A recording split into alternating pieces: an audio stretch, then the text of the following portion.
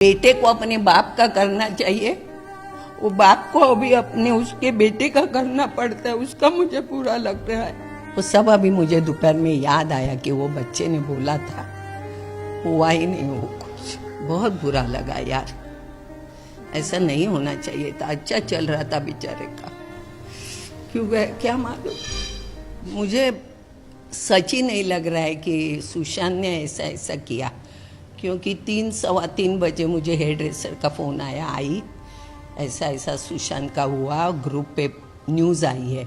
मैं बोले नहीं तू दूसरा कोई सुशांत होगा, अपना सुशांत नहीं है। नहीं आई, अपना ही सुशांत सिंह राजपूत है। समझ में नहीं आया कि ये लड़का जिसको जो चाहिए था वो उसको सब मिला। उसको पिक्चर में जाना था, पिक्चरें मिली, वो भी अच्छी वाली पिक्चरें मिली। उसको घर लेना था, जब हमारे साथ पवित्र में था तभी मुझे बोलता था, आई मैंने ना बीकेसी में घर देखा है 2 करोड़ का।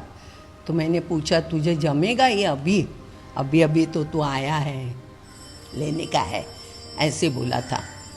फिर मैं ये गाड़ी लेने वाला हूँ, स्कोडा बिड़ा के नाम बताता था। वो सब मिलने के बाद ये बच्चे को क्या हुआ मेरी समझ में नहीं आ रहा है कि ऐसा क्या हुआ उसके साथ कि जो उसको सुसाइड करना पड़ा।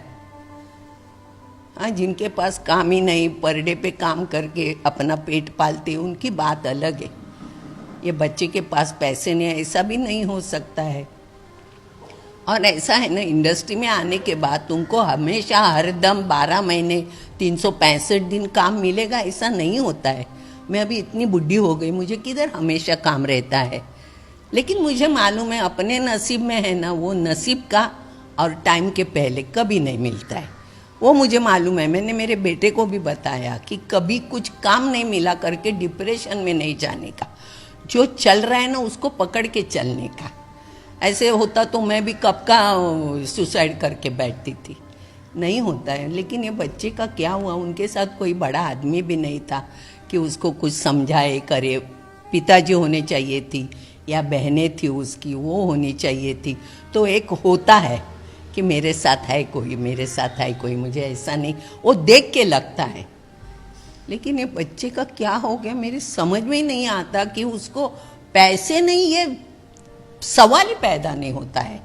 सुशांत मुझे पूछता था ये फिल्म में ये ऐसा था, वो कैसा किया ये फिल्म, क्योंकि वो मुझे हमेशा बोलता था कि मैं अभी डायरेक्शन सीखने के लिए फॉरेन जा रहा हूँ। हमेशा सेट पे बुक लेके आता था, वो पढ़ता था। तो हमको लगा सच्ची ये डायरेक्टर बनेगा। तो मैंने मजाक में ये भी बोला था, तू डायरेक्टर बनेगा तो मुझे लेना माँ के रोल। यश चोपड़ा जैसे उनके यहाँ से उसको काम मिलता था, सब अच्छा चल रहा था बिना स्ट्रगल किए। मतलब उसको इतना भी स्ट्रगल नहीं करना पड़ा। लोगों को क्या होता है, स्ट्रगल करना पड़ता है, यहाँ वहाँ भागना पड़ता है, हाथ पांव पकड़ने पड़ते हैं। लेकिन उसको ये नहीं करना पड़ा, उसको सब मिल रहा था। फिर ये बच्चे ने क्यों क्या मेरी भी समझ में नहीं आता। वो बेचारे उसके पिताजी बूढ़े जो घर में है, उनका क्या होगा, वो कैसे सामना करेंगे। मतलब बेटे को अपने बाप का करना चाहिए, वो बाप को अभी अपने उसके बेटे का करना पड़ता है, उसका मुझे बुरा लग रहा है। हम जब सेट पे रहते थे, हमारी घर की बातें चलती थी। यहाँ मुझे सेट पे बड़बड़ करने की आदत है। सबसे बुढ़ी मैं ही थी उधर, सब में। मतलब जो हमारे बाबा थे या बच्चे थे, सब में मैं ही बुढ़ी थी।